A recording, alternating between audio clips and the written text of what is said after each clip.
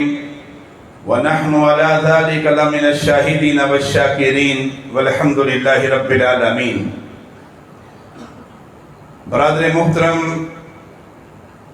یاسر کھارا صاحب، محترم بھائی عابد عثمان صاحب، علماء کرام، اہلیان ڈیجکوٹ، میرے بزرگوں، بھائیوں، دوستوں اور نوجوان ساتھیوں،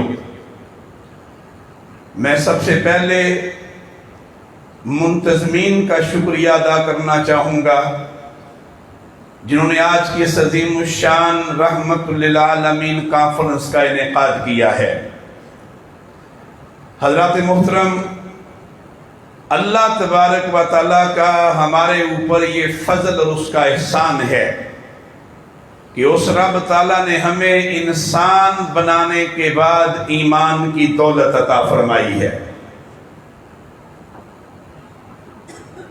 لَقَدْ خَلَقْنَا الْإِنسَانَ فِي أَحْسَنِ تَقْوِيمٍ۔ اللہ تبارک و تعالیٰ نے اتنی بڑی کائنات کو تخلیق فرمایا اور پھر فرمایا کہ اس انسان کو ہم نے بہت ہی خوبصورت وجود دے کر کے پیدا کیا ہے۔ میرے دوستو، پھر اللہ تبارک و تعالیٰ نے فرمایا کہ وَلَقَدْ كَرَّمْنَا بَنِي آدم، ہم نے بنی آدم یعنی انسان کو عزت والا بنایا ہے، بہترین شکل و صورت بھی عطا فرمائی اور عزت بھی عطا فرمائی ہے۔ میرے دوستو، پھر اللہ تبارک و تعالیٰ نے ایمان کی دولت عطا فرمائی ہے، وہ ایمان جس کے ذریعے سے ہم اپنے رب کو پہچانتے ہیں، وہ ایمان جس کے ذریعے سے ہمیں پتہ ہے کہ ہم نے یہ دنیا کی زندگی گزار کے اپنے رب کے پاس پھر پہنچنا ہے۔ ورنہ آج کی اس دنیا میں کروڑوں انسان ایسے ہیں اپنے ہاتھوں سے بنائے ہوئے بتوں کی پوجا کرتے ہیں، کہیں آگ کے سامنے جھکتے ہیں، کہیں سورج کی پرستش کرتے ہیں، لیکن اے مسلمانوں تمہیں مبارک ہو، اللہ نے تمہیں ایمان کی دولت عطا فرمائی ہے اور اس ایمان کی وجہ سے ہم ایک رب کی بندگی کرتے ہیں اور ایک رب کے سامنے جھکتے ہیں۔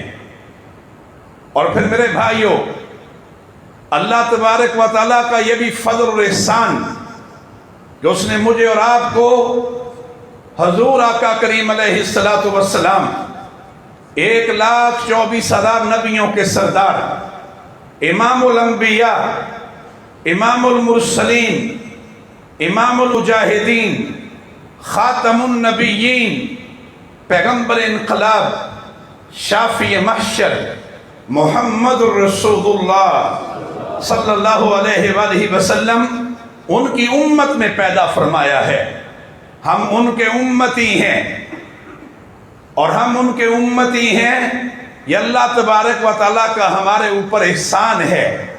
اللہ تبارک و تعالیٰ فرما رہے ہیں لَقَدْ مَنَّ اللَّهُ عَلَى الْمُؤْمِنِينَ۔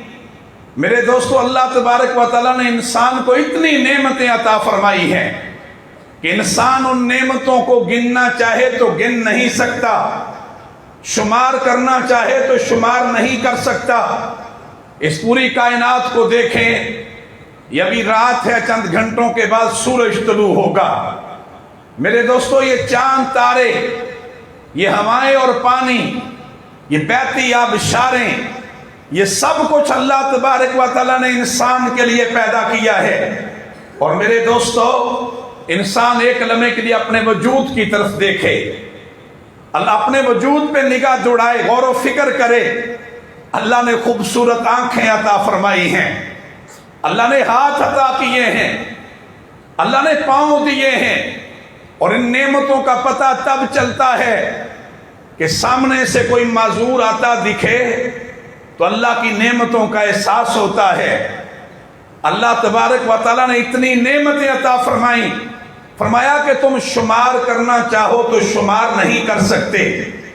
میرے دوستو، لیکن اللہ نے اتنی نعمتیں عطا کرنے کے بعد کسی نعمت کو جتلایا نہیں ہے، کسی نعمت کو جتلایا نہیں ہے، لیکن ایک نعمت ایسی ہے جب اللہ تبارک و تعالیٰ نے وہ نعمت عطا فرمائی تو اللہ نے اس نعمت کا تذکرہ بھی فرمایا، اس نعمت کو جتلایا اور فرمایا کہ لقد من اللہ علی المؤمنین، اللہ نے اہل ایمان پر احسان کیا ہے، اللہ نے اہل ایمان پر احسان کیا کہ اللہ تبارک و تعالیٰ نے حضور علیہ السلام کو، میرے دوستو، وہ تمہارے درمیان بھیج دیا۔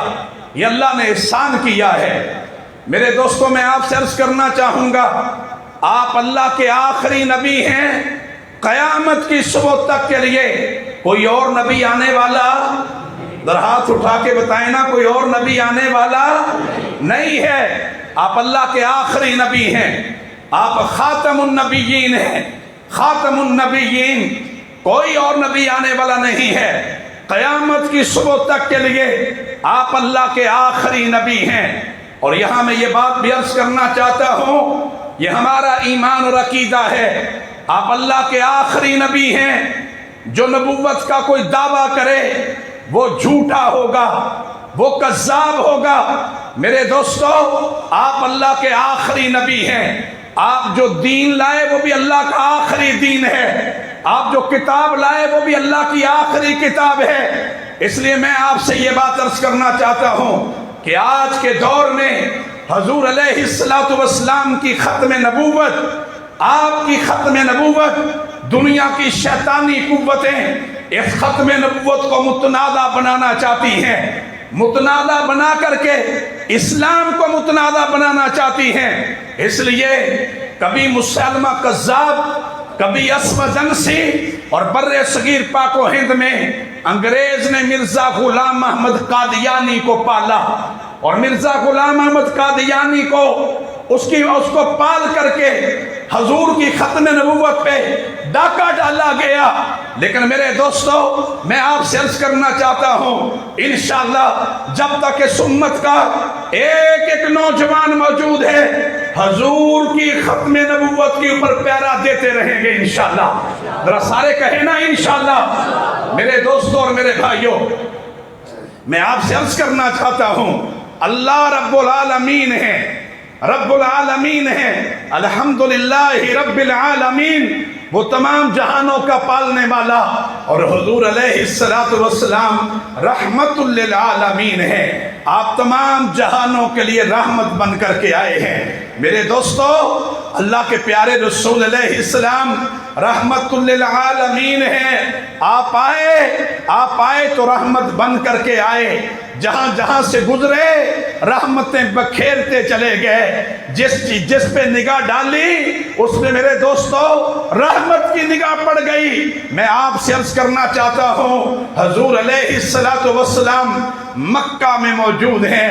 ایک شخص مکہ کے اندر آیا، آ کر کے اعلان کیا، لوگو میں اپنے اونٹ بیچنا چاہتا ہوں، کون ہے جو میرے اونٹ خریدے گا؟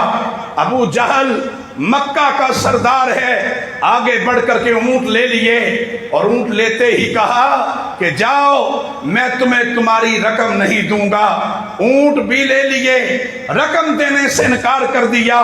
میرے دوستو، نظام ظلم کا تھا، اختیار اور طاقت ظالموں کے ہاتھ میں تھی، اور مکہ کے اس ماحول میں ایک کمزور آدمی، ایک غریب آدمی اونٹ ابو جہل کو دے دیتا ہے، لیکن اس کی بات کوئی سننے کے لیے تیار نہیں ہے۔ یہ مکہ کے گلی کوچوں میں روتا چیختا چلاتا کیا کہہ رہا ہے، لوگوں ابو جہل نے میرے اونٹ لے لیے لیکن مجھے میری رقم نہیں دے رہا، کون ہے جو میری بات سنے، کون ہے جو مجھے میرا حق دلائے؟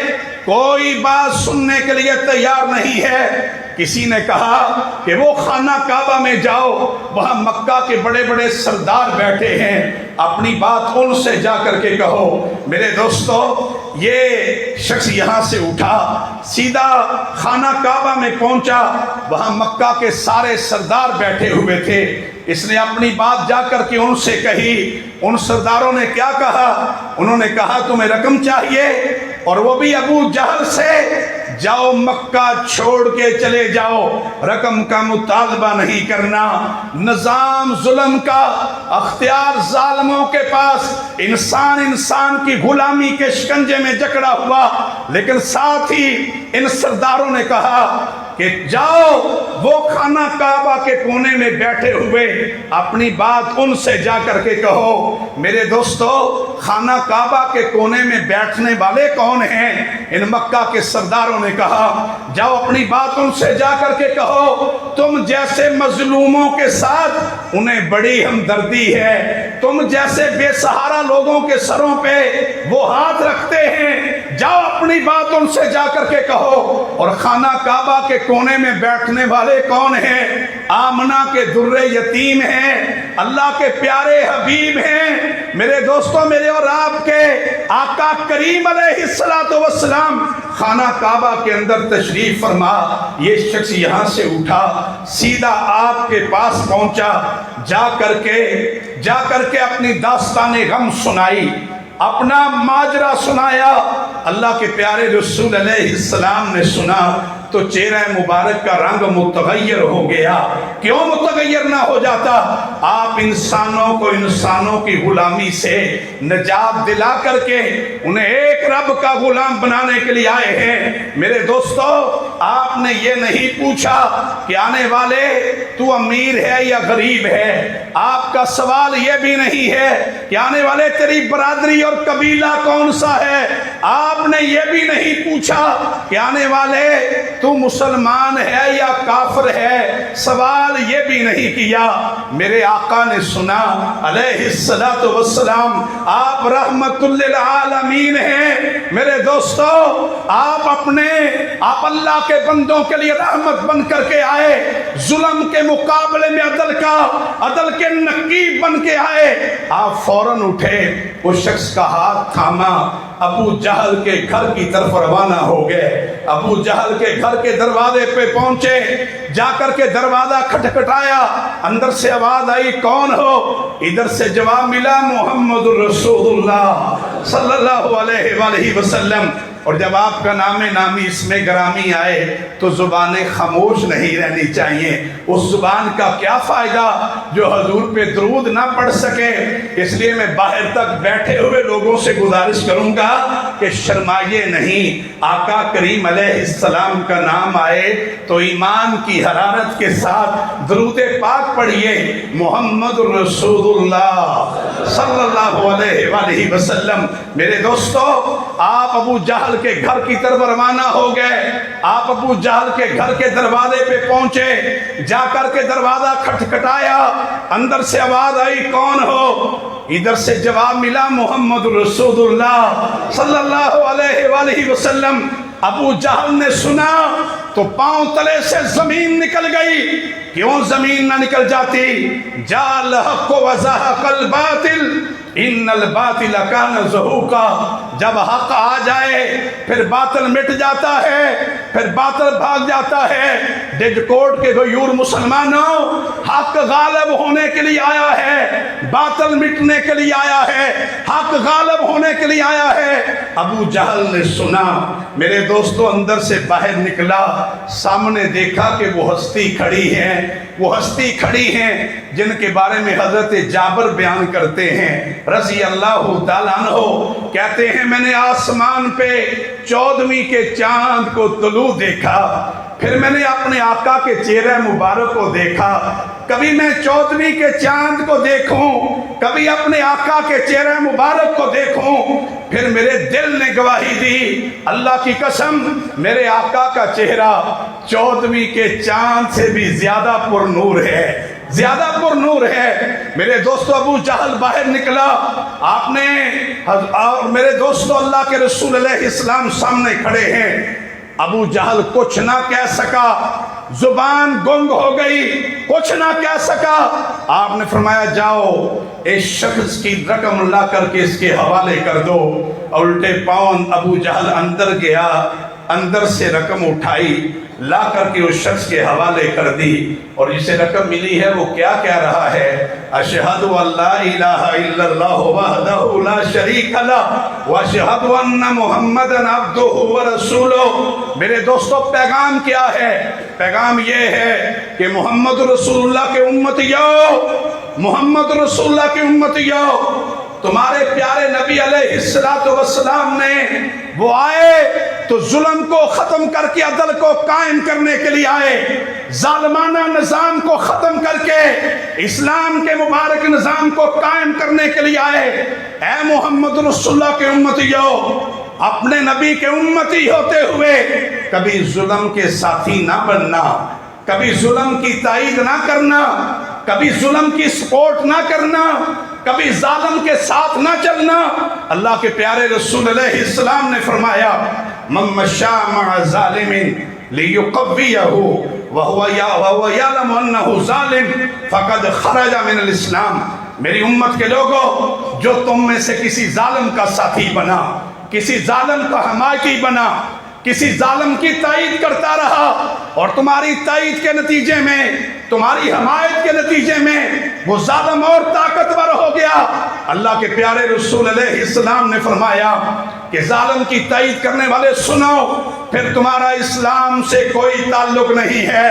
اس لیے آج کی رحمت للعالمین کانفرنس میں اللہ کے گھر میں بیٹھ کے عہد کیجئے کہ جو زندگی گزر گئی، لیکن اپنی بقیہ زندگی میں کبھی ظلم کے ساتھی نہیں بنیں گے انشاءاللہ۔ ہاتھ کھڑا کر کے کہیں نا انشاءاللہ، کبھی ظلم کے ساتھی نہیں بنیں گے، کبھی ظالم کی تائید نہیں کریں گے، کبھی ظلم کی حمایت نہیں کریں گے۔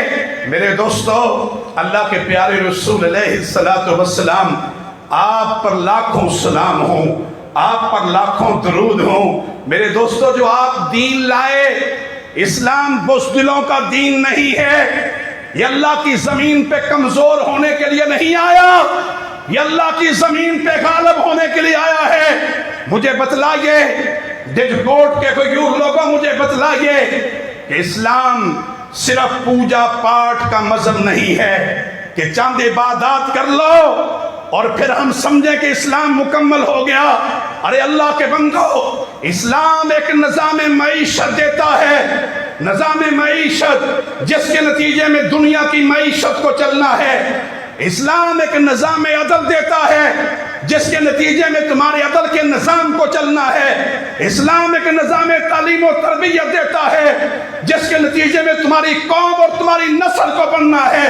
اسلام ایک نظام تہذیب و تمدن دیتا ہے۔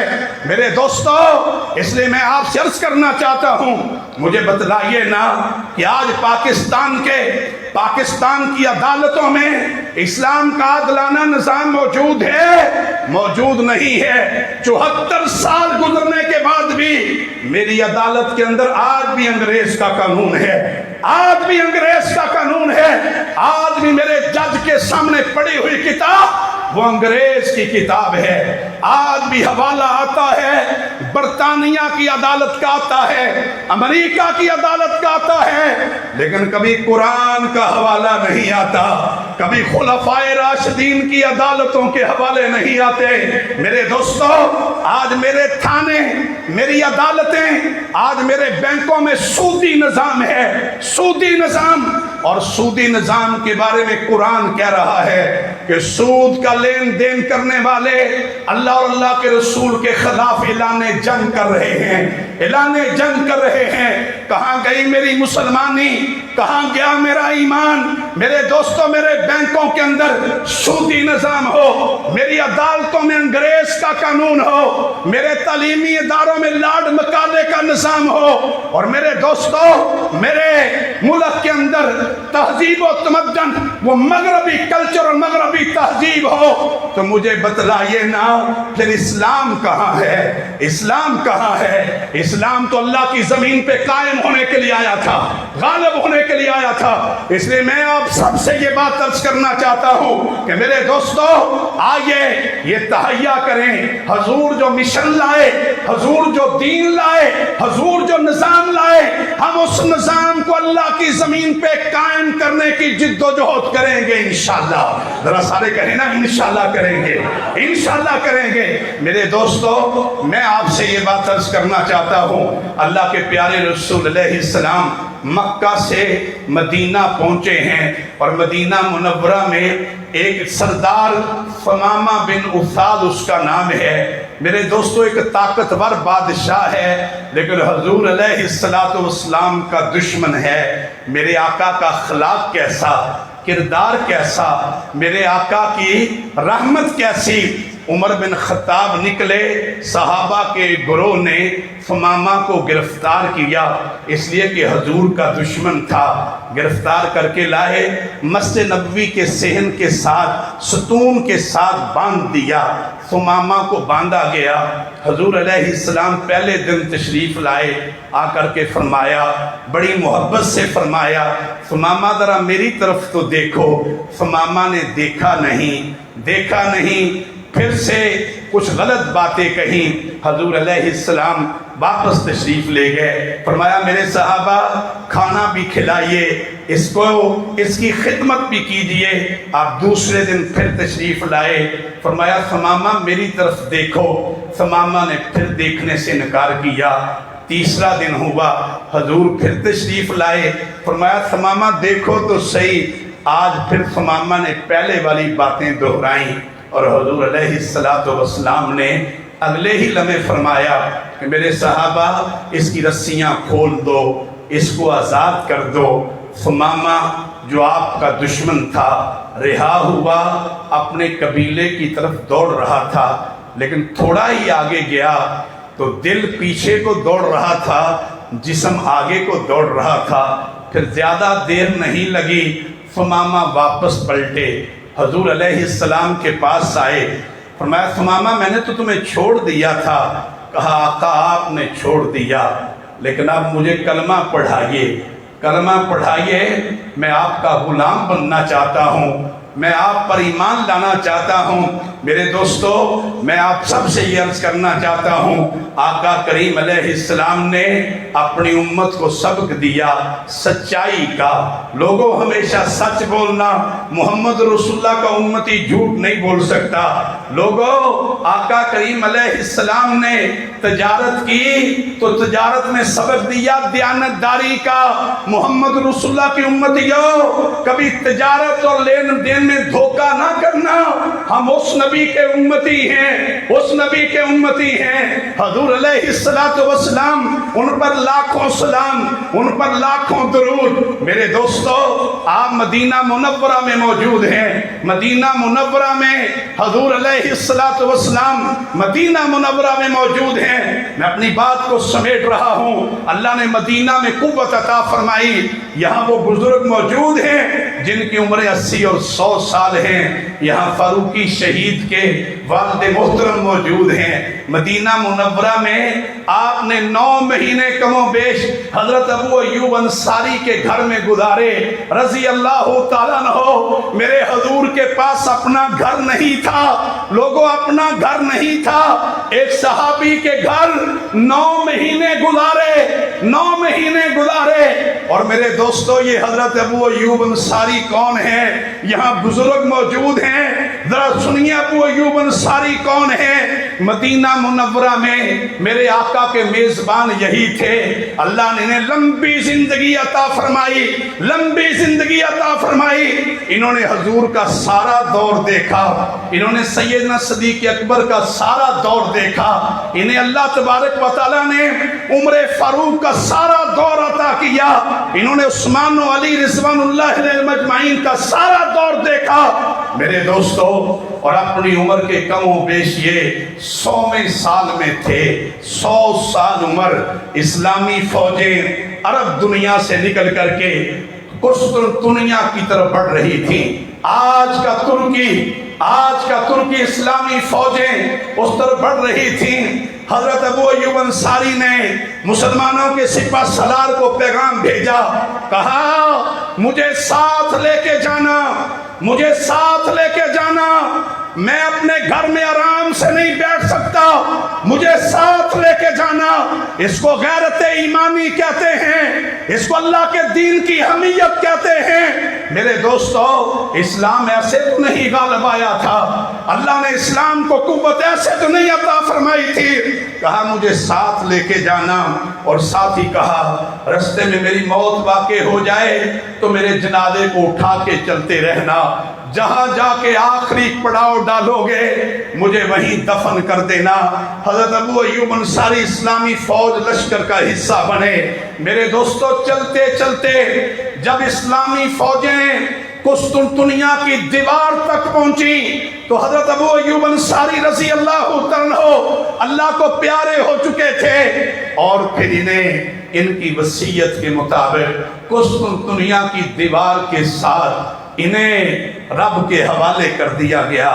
آج بھی ان کا روزہ ترکی کے شہر استنبول میں ہے، آج بھی ان کا روزہ استنبول میں ہے۔ میں آپ سب سے یہ بات عرض کرنا چاہتا ہوں، میں آپ سے عرض کرنا چاہتا ہوں کہ لوگوں یاد رکھو، دنیا میں جتنی ذلتیں ہیں، جتنی رسوائیاں ہیں، اللہ کی قسم یہ اس وجہ سے ہیں کہ ہمارے پاس اسلامی نظام موجود نہیں ہے، اسلام کی حکمرانی قائم نہیں ہے۔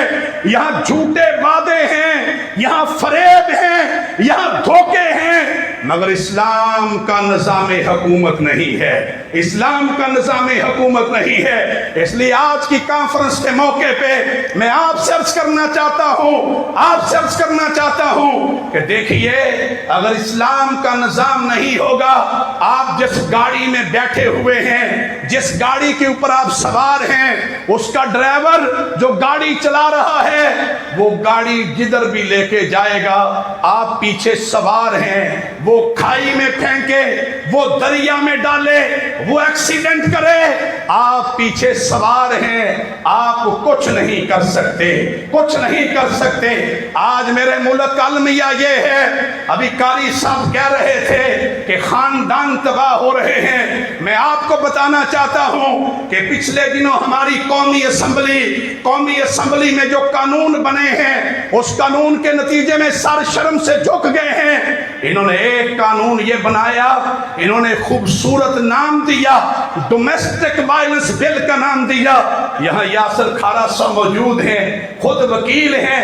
ڈومیسٹک وائلنس بل نام خوبصورت ہے، لیکن آپ اس کی تفصیلات کو تو پڑھیں، اس میں کیا لکھا گیا ہے؟ اس میں کہا گیا ہے کہ والدین کو اپنی اولاد کے معاملات میں مداخلت کا حق نہیں ہے، والدین کو اپنی اولاد کے معاملات میں مداخلت کا حق نہیں ہے۔ اس کا مطلب یہ ہے کہ والدین اپنے بیٹے اور بیٹی سے نہیں پوچھ سکتے کہ تم کہاں گئے تھے اور تم کہاں سے آ رہے ہو۔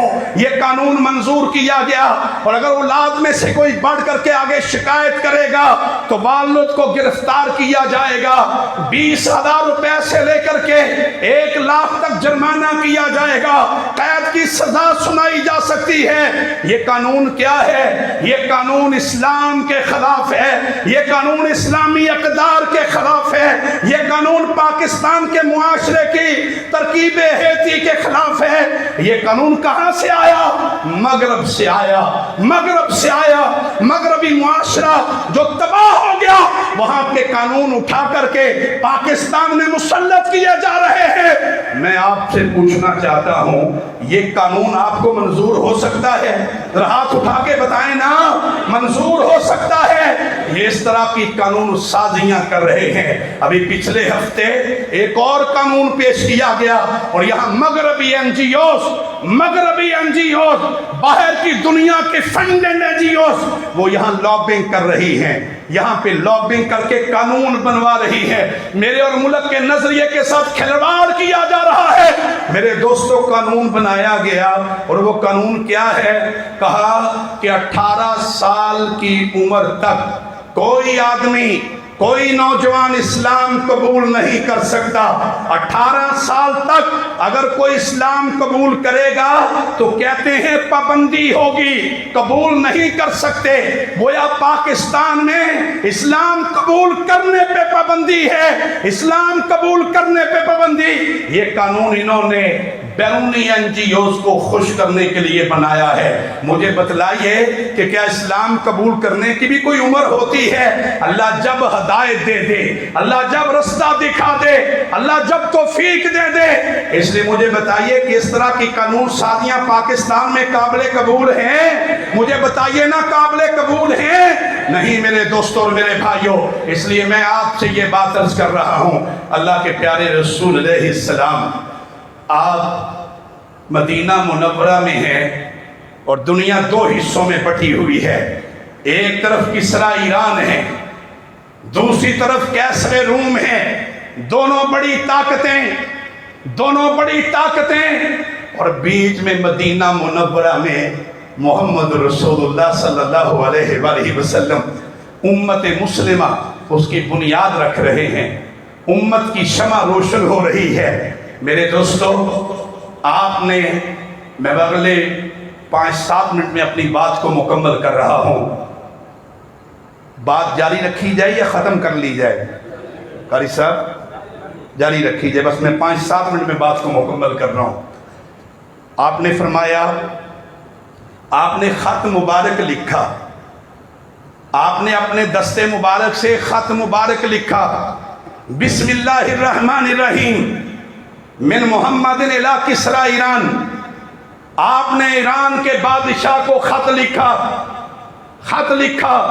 اور خط کا متن یہ تھا کہ یا اسلام قبول کر لو، یا اسلام قبول کر لو، یا جزیہ دینے کے لیے تیار ہو جاؤ۔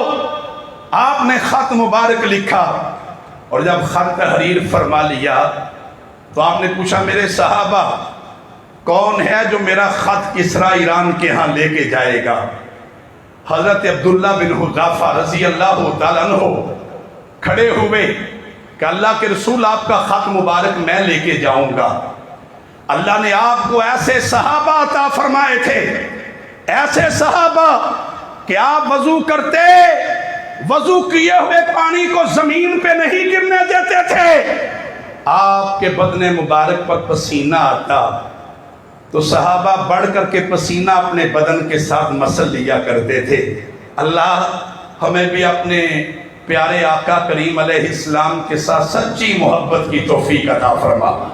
میرے دوستو، آپ نے فرمایا میرا خط کون لے کے جائے گا؟ عبداللہ بن حذافہ فوراً کھڑے ہوئے کہ اللہ کے رسول میں خط مبارک لے کے جاؤں گا۔ اور اس دور میں خط لے کے جانے کا مطلب پتہ ہے کیا تھا؟ واپسی کی کوئی گارنٹی نہیں تھی، واپسی کی کوئی گارنٹی نہیں تھی۔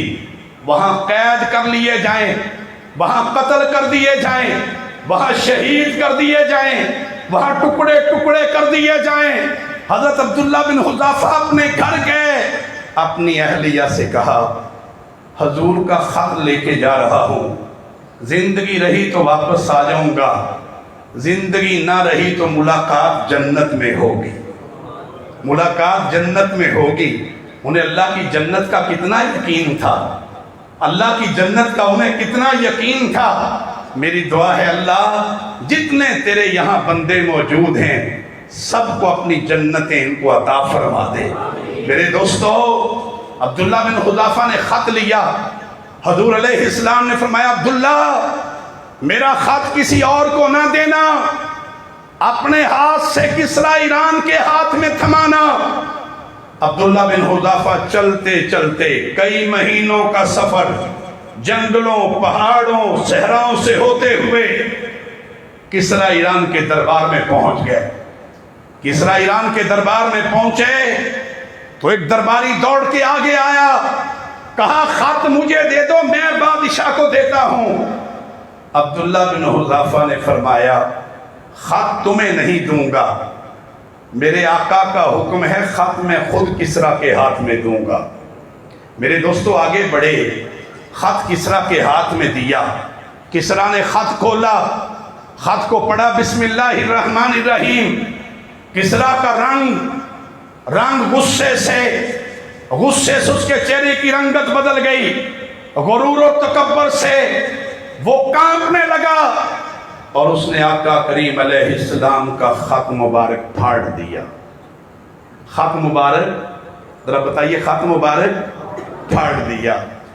لیکن وہ اپنا کام مکمل کر چکے تھے، اپنا مشن مکمل کر چکے تھے۔ خط دے کے نکلے، واپس روانہ ہو گئے۔ وہاں کسرا ایران کا غصہ ٹھنڈا ہوا، اس نے کہا جو خط لائے تھے انہیں تلاش کرو۔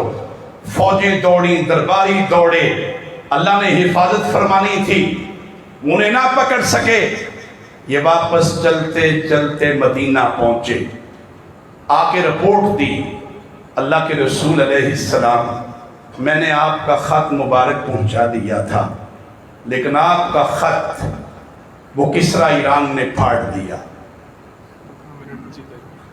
آپ کا خط مبارک پھاڑ دیا۔ اللہ کے رسول علیہ السلام نے سنا، ڈچکوٹ کے لوگوں آپ نے کیا فرمایا؟ آپ نے فرمایا اس نے میرا خط پھاڑا ہے، مزق اللہ ملکہ، اللہ اس کی سلطنت کے ٹکڑے ٹکڑے کر دے گا، اللہ اس کی سلطنت کے ٹکڑے ٹکڑے کر دے گا۔ اور جب اس طرح کا مجمع ہو تو اللہ کی کبریائی بھی بلند ہونی چاہیے۔ نعرہ تکبیر۔ ابھی بھی کچھ لوگ خاموش ہیں، اللہ کی کبریائی بلند کرتے ہوئے اب کیوں شرماتے ہیں؟ یہاں تو لوگ جھوٹے سیاست دانوں کے لیے گلے پھاڑ پھاڑ کے نعرے لگاتے ہیں، اس زبان کا اس کے علاوہ کوئی استعمال نہیں۔ یہ زبان قیامت والے دن گواہی دے گی، یہ اٹھے ہوئے ہاتھ قیامت والے دن گواہی دیں گے، گواہی دیں گے۔ اس لیے اللہ کی کبریائی کو بلند کرتے ہوئے شرمائے نہیں۔ نعرہ تکبیر۔ ابھی بھی میں باہر برآمدے میں دیکھ رہا ہوں، ہمارے دوست ابھی بھی شرمائے بیٹھے ہیں، شرمائے بیٹھے ہیں۔ اللہ کی کبریائی کو بلند کرتے ہوئے کبھی نہیں شرمانا چاہیے۔ ایک مسلمان کے ایمان کا اظہار ہے اور اس بات کا اعلان ہے کہ ہم اللہ کے علاوہ کسی کو بڑا ماننے کے لیے تیار نہیں ہے، کوئی دنیا کا بڑا نہیں ہے، صرف ایک اللہ دنیا کی سپر پاور ہے۔ لا الہ الا اللہ، ان الحکم الا للہ، اللہ اکبر۔ ایک اللہ دنیا کی سپر پاور ہے۔ اس میں اگر کسی کو شک ہے تو وہ بلند نہ کرے آواز کو، لیکن جس کو شک نہیں ہے وہ بلند آواز سے کہے نعرہ تکبیر۔ میرے دوستو، میں آپ سے عرض کر رہا ہوں، اللہ کے پیارے رسول علیہ السلام نے کیا فرمایا؟ مزق اللہ ملکہ، اللہ اس کی سلطنت کے ٹکڑے ٹکڑے کر دے گا۔ بات ذرا سننے اور سمجھنے والی ہے۔ کسرا ایران نے فوری طور پہ یمن کے گورنر بازان کو لکھا، اور یمن مدینہ کے قریب تر علاقہ تھا اور تھا کسرا ایران کے تابع۔ وہاں کے گورنر بازان کو لکھا کسرا ایران نے کہ طاقتور آدمیوں کو مدینہ روانہ کرو، مجھے اطلاع ملی ہے کہ مدینہ میں محمد نامی ایک شخص ہیں صلی اللہ علیہ وآلہ وسلم، جاؤ انہیں گرفتار کر کے لاؤ، گرفتار کر کے میری بادشاہت میں پیش کرو۔ بازان کو لکھا اور بازان کو آرڈر ملتا گیا تو اس نے 2 طاقتور آدمی، 2 پہلوان اس نے تیار کیے۔ اس نے کہا مدینہ پہنچو، اس نام کا وہاں ایک آدمی ہے، اسے پکڑ کے لاؤ۔ یہ 2 ہٹے کٹے طاقتور آدمی دوڑتے چلتے چلتے مدینہ پہنچے۔ جب اللہ کے رسول علیہ السلام کے پاس پہنچے تو عصر کا وقت تھا، آقا کریم علیہ السلام سے ملے، اور جاتے ہی پتہ ہے کیا کہا؟ جاتے ہی کہا کہ آپ کو کسرا ایران نے طلب کیا ہے، جلدی تیاری کریں، کسرا ایران کے پاس جانا ہے۔ آقا کریم علیہ السلام مسکرائے، فرمایا تم تھکے ہوئے ہو، آج آرام کرو، صبح بات کریں گے۔ اگلی صبح پھر جلدی جلدی اٹھ کے آئے، اور آتے ہی کیا پوچھا؟ آتے ہی کہا کہ آپ نے جانے کی تیاری کر لی ہے نا؟ کسرا ایران انتظار میں ہے، اور کسرا ایران کے طلب کرنے کا مطلب کیا ہے؟ یہ وہ کہہ رہے ہیں جلدی تیاری کیجئے۔ آقا کریم علیہ السلام نے کیا فرمایا؟ فرمایا سنو، جس کے پاس مجھے لے جانا چاہتے ہو، جس کسرا ایران کے پاس مجھے لے جانا چاہتے ہو، میرا پیغام بھی سن لو کہ وہ قتل ہو چکا، وہ دنیا میں باقی نہیں ہے، وہ دنیا سے مٹ چکا، اور کسرا ایران اپنے بیٹے کے ہاتھوں قتل ہو چکا ہے۔ انہوں نے سنا تو ان کے پاؤں تلے سے زمین نکل گئی۔ کہا یہ بات سچی ہے، ہم جا کے بازان کو بتا دیں؟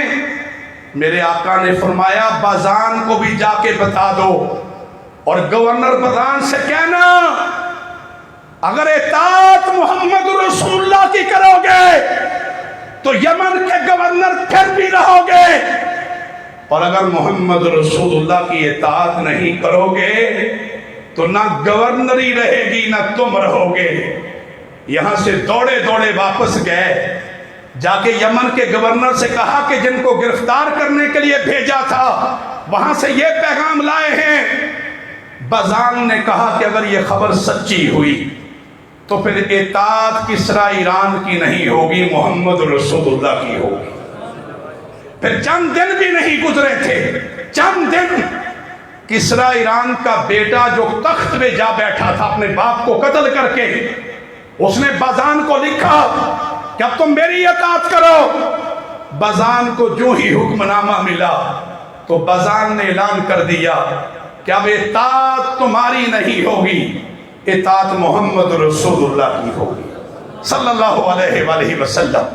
میرے دوستو، اس لیے میں آپ سے یہ بات کہنا چاہتا ہوں، آج کی دنیا جس کے اندر میں اور آپ موجود ہیں، پوری دنیا میں حق و باطل کی لڑائی جاری ہے۔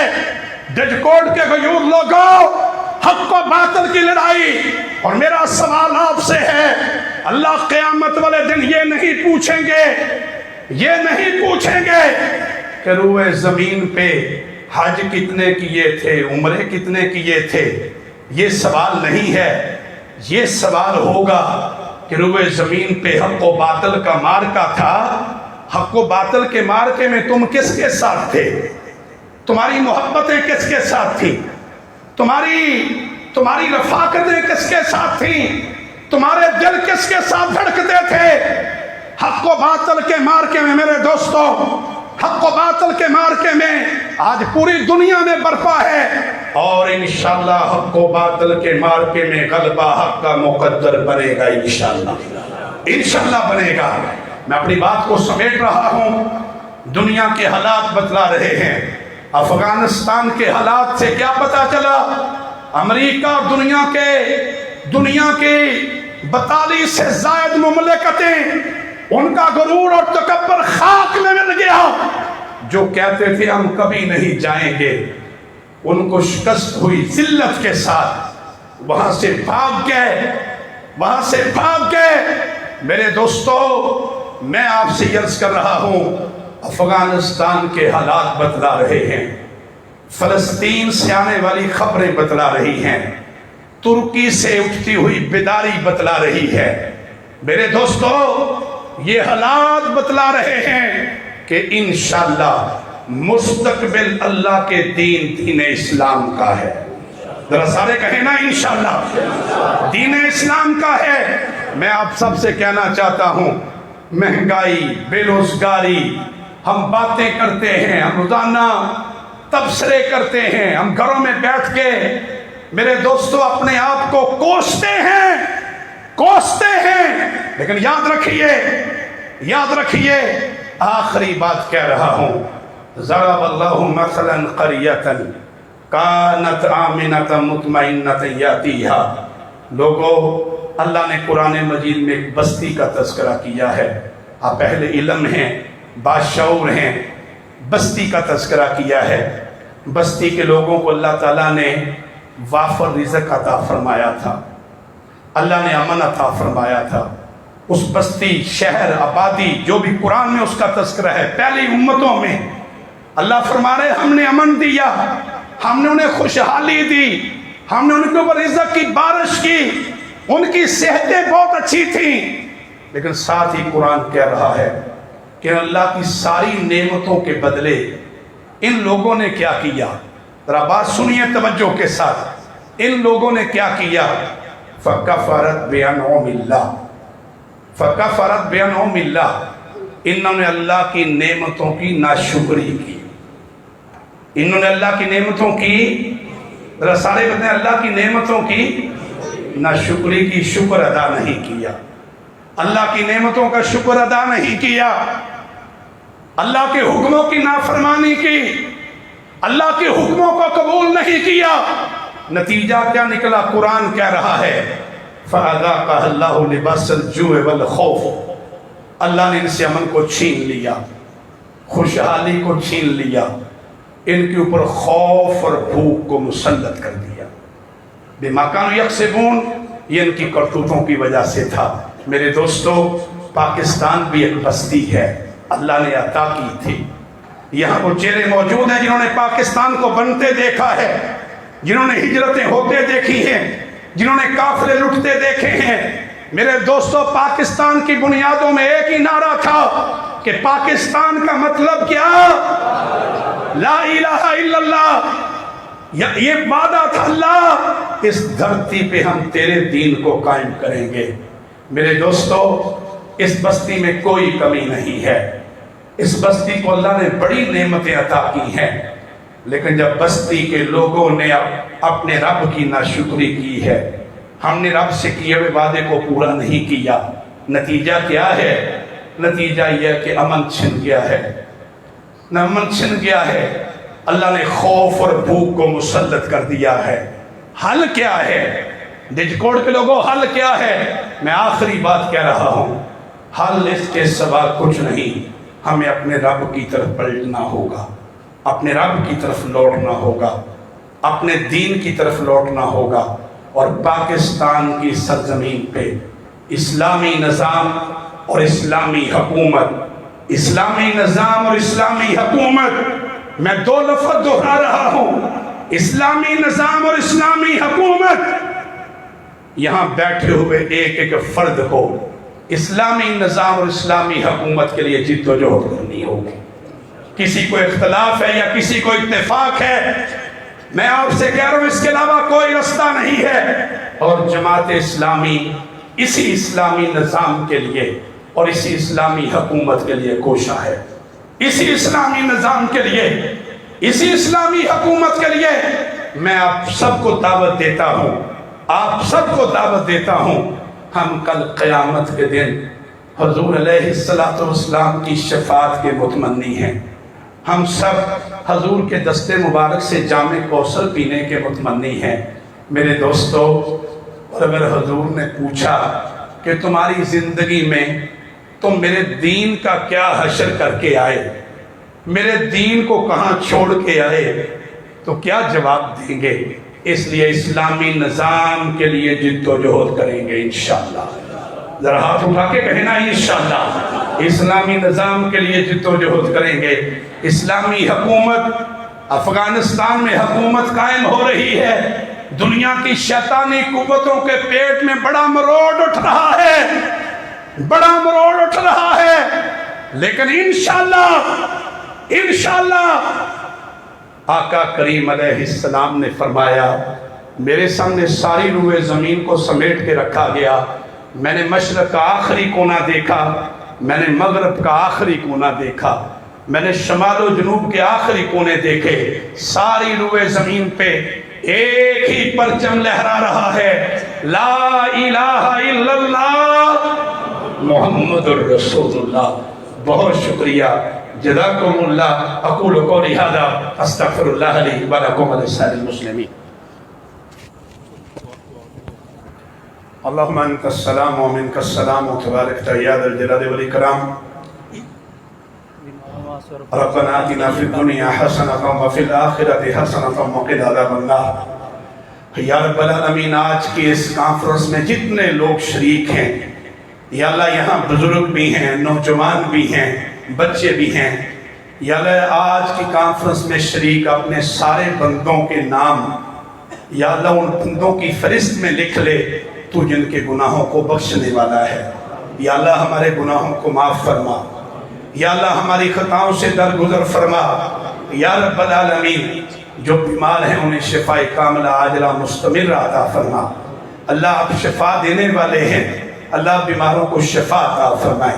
یا اللہ جو لوگ مقروض ہیں یا اللہ تو اپنے فضل سے ان کے قرض کا خاتمہ فرما دے، اور یا اللہ جو لوگ تنگ دست ہیں ان کی تنگیوں کو دور فرما دے۔ یا اللہ یہاں اتنی بڑی تعداد میں نوجوان موجود ہیں، یا اللہ ان نوجوانوں کے دلوں میں ایمان کی شمع روشن فرما، اور یا اللہ ان نوجوانوں کو اسلام کا فہم عطا فرما۔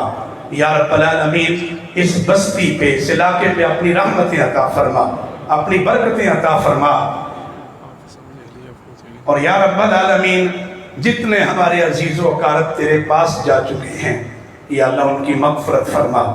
یا اللہ جن کے والدین حیات ہیں انہیں اپنے والدین کی خدمت کی توفیق عطا فرما، اور جن کے والدین تیرے پاس جا چکے یا اللہ تو ان اولادوں کو اپنے والدین کی مغفرت کی دعائیں کرنے کی توفیق عطا فرما۔ قاری صاحب کی اہلیہ محترمہ پچھلے دنوں وفات پا گئی ہیں، یا رب العالمین مرحومہ کی مغفرت فرما، ان کے درجات بلند فرما۔ یا اللہ انہیں اعلیٰ علیین میں اپنی جنتوں میں بلند مقام عطا فرما، اور قاری صاحب کو صبر جمیل اور اجر جزیل عطا فرما۔ یا رب العالمین ہم سب کو اسلام کے راستے پہ ثابت قدمی عطا فرما۔ یا اللہ دنیا بھر میں جہاں جہاں غلبہ اسلام کی تحریکیں جاری ہیں یا اللہ اہل ایمان کو غلبہ عطا فرما۔ یا اللہ جہاں جہاں مسلمان مظلوم ہیں مظلوموں کو ظلم سے نجات عطا فرما۔ اہل کشمیر، اہل فلسطین، اہل غزہ، یا اللہ دنیا بھر میں مظلوم مسلمانوں کو ظلم سے نجات عطا فرما۔ یا اللہ پاکستان کو اسلام کا گہوارہ بنا، یا اللہ اس پاک سرزمین پہ ہمیں اسلام کا مبارک نظام عطا فرما۔ رب اغفر ورحم انت خیر الراحمین، رب اغفر ورحم انت خیر الراحمین۔ وصلی اللہ تعالی علی خیر خلقہ محمد وعلی آلہ وصحبہ اجمعین برحمتک یا